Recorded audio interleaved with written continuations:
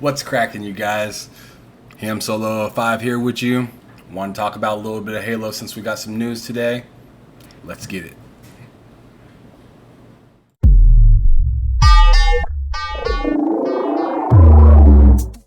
So we're back, and we're here talking about Halo Infinite.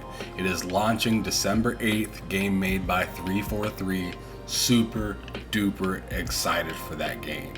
Now, a lot of people are saying, it feels like the old same Halo. And I could not disagree anymore. If you played the old previous Halo 5, you would notice the running is a lot different. The way that the gun shoots is a lot different. You don't have the same equipment. There's so much that's different about the game that I feel like it's a little wild to think that it is a copy and paste of the same old thing. So, what we're going to talk about here today is some of the things that I felt like were new about the game. We're also going to talk a little bit about the new updates that came out that Bravo, L Town Sal talked about, and Andrew Witt, which happens to be the lead designer for Halo. So let's go on ahead and get into it. My take on it is it's a absolutely fresh look. I'm super excited. Everything looks really clean. Everything looks really shiny. The armor looks absolutely beautiful. The guns feel really nice when they shoot, especially the pistol. I absolutely love the pistol. Probably use it way more than I should. But like I said, there's new guns. The Bulldog, Ravager, Mangler, Pulse Carbine, and the VK78 Commando is some new guns that they happen to bring to the service, and I'm super excited for it. The Commando is probably one of my favorite guns to use, just for the fact that it feels so dang good when you're shooting it, and it's the closest to being a really powerful assault rifle. So very into that. The controls, as I was saying a moment ago, they feel super duper smooth when you're moving around, especially being able to move up to 60 or 120 frames a second. Then you really feel like everything's just buttery. It's really nice. My experience was really wild. I'm not the best Halo player. I'd never claimed to be the best Halo player. Sometimes I do really good, and sometimes I only get a few kills. It's no big deal. I don't play it to be super duper competitive and be the best of the best, although I'd love to be the best of the best, but that's just not the reality of it. I play it because my friends are on, and I really enjoy having a good time and playing a few hours of Halo. I mean, it's classic feeling that I used to get when I used to play Halo 3 back in the day. That was a big deal to me. This game, somewhat, I could see why some people would say, oh, it feels like a copy and paste. Face value, a lot of people would say that. Don't read a book, or don't judge a book by its cover, is what I'd say. So it looks and feels kind of like Halo 3, but it's faster. It is just so much more smooth, crisp, and I can really get out of a hairy situation if I need to, instead of feeling like I'm moving at a snail's pace, kind of like what it felt like in Halo 3 at times.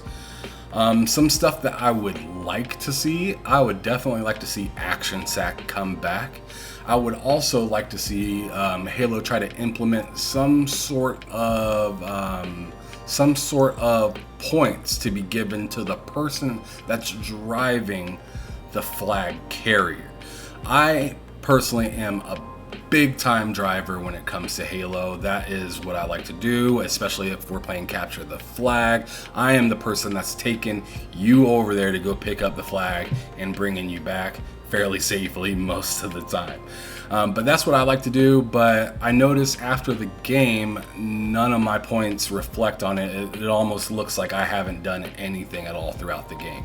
So it's a little disheartening when I see that at the end of the game, because I know I put in a ton of work to get my team to victory, but I don't really get any credit for it. So that's one thing that I would personally really like to see changed. But Big Team Battle was so much fun.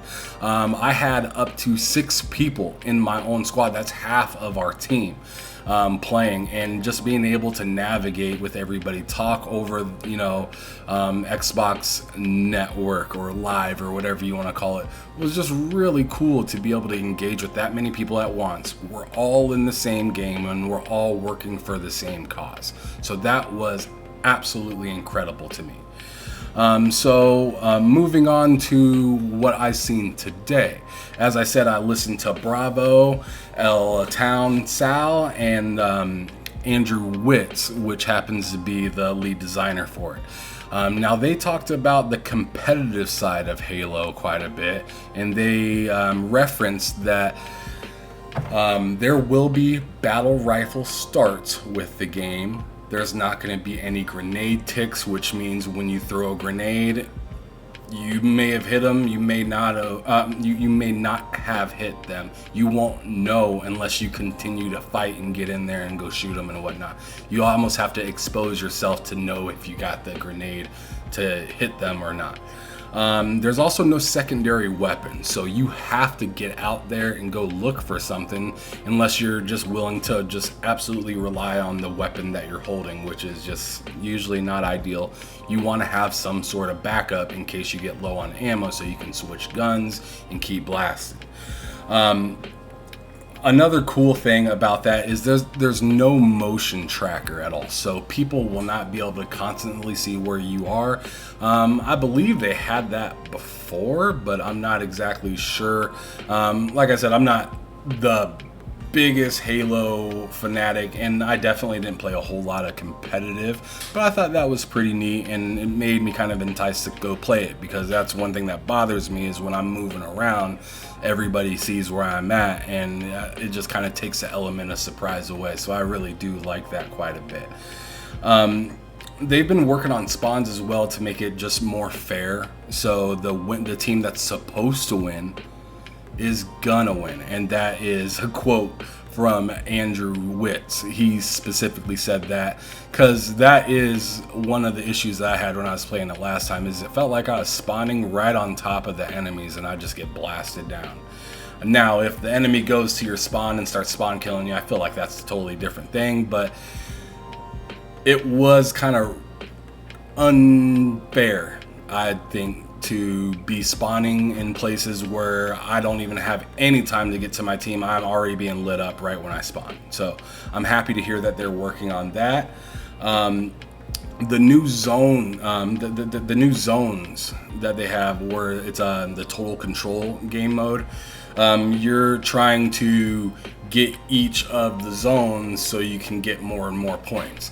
The cool thing that they implemented new that they didn't have before is if any of your zones get disrupted, it will stop the counter from giving you more and more points, so you can't just cake around the whole time. You have to keep going. There was several times, and I'm gonna throw out Matt Plays Games. We were in a fight for quite some time, and we were losing like 230 to like 97, and we came all the way back to almost win. We were like 230 to 250, but that's kind of what they were talking about in there. You cannot sleep on a team in that game. Before you know it, they're gonna come back and drill you. So I really enjoyed that. I like that you could stop them from getting points and not just kind of feel like that you're trapped and they're gonna win and you're just gonna run out of time. So I thought that was really cool. Another thing that I found that was really cool was just the way that you could express yourself after the match. So if you have an awesome match and you and your squad wins, then you have different emotes. Like one person will just be sitting there with their hands behind their back, after they win the match, or another person will be sitting there, doing the, soldier salute. And I think that's really cool that they are going to be implementing, if you win, you'll have a nice little emote to have as a little celebration at the end. And it's pretty cool to see your character at the end of a match when you get done winning and just kind of have your whole team together. I definitely took some pictures in those moments. I absolutely loved it. And the last thing I'm going to touch on is that they put in a new stat at the end of the game. So when you go to review how you did in the game, it's pretty cool. They have something called damage taken. So it'll show you or show the rest of your team that, hey, even if I don't have the most kills, I was still in there fighting, getting it in, doing my best to get the team to the W. So I thought that was kind of cool, because there's a lot of times that you get in there and you're just like, oh my goodness, I've been shooting and shooting and shooting and shooting, and I don't feel like I'm getting any credit for it. And then you go to the end of the match on like Halo 5 or Halo 4 or 3 or whatnot, and it almost looked like that person was just idle the whole time. But now you can see that, hey, they've been actually putting in work, they just don't have a whole lot of kills this time. I thought that was really cool. That's kind of my short little bit that I wanted to throw out there. Thank you guys for coming out. Don't forget to like and subscribe. It's your boy Ham Solo 05 here with you. Have a good day. See you on the battlefield.